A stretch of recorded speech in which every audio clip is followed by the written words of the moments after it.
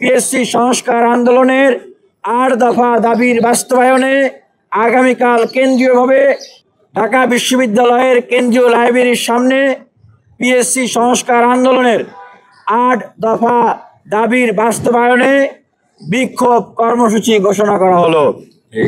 আমরা একইভাবে বাংলাদেশের সকল বিশ্ববিদ্যালয়, কলেজ এবং প্রকৌশল বিশ্ববিদ্যালয়ের শিক্ষার্থী বন্ধুদের প্রতি আমরা আহ্বান জানাচ্ছি, আপনারা আপনাদের নিজ নিজ শিক্ষা প্রতিষ্ঠানে পিএসসি সংস্কার আন্দোলনের শিক্ষার্থীদের এই প্রাণের ন্যায্য এবং যৌক্তিক দাবির 8 দফা বাস্তবায়নে কর্মসূচি পালন করবেন।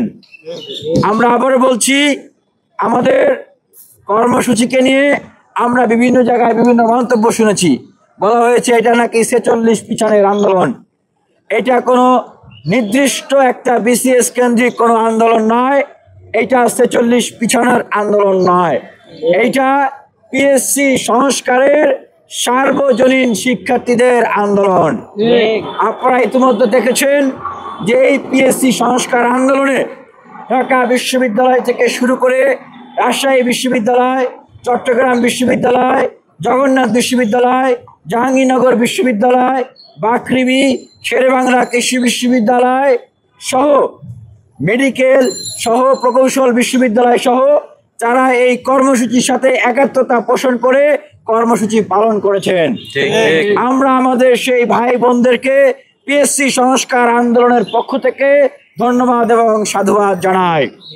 একই সাথে আমরা শিক্ষার্থী বন্ধুদের প্রতি অনুরোধ করব, আপনারা এই পিএসসি সংস্কার আন্দোলনের যে 8 দফা লিফলেট আছে, এই লিফলেটটি আপনারা প্রচারণা করবেন এবং গণসচেতনতা তৈরি করবেন এবং আমাদের এই 8 দফা দাবি বাস্তবায়ন না হওয়া পর্যন্ত পিএসসি সংস্কার আন্দোলন ধারাবাহিকভাবে কর্মসূচি পরিচালনা করে যাবে।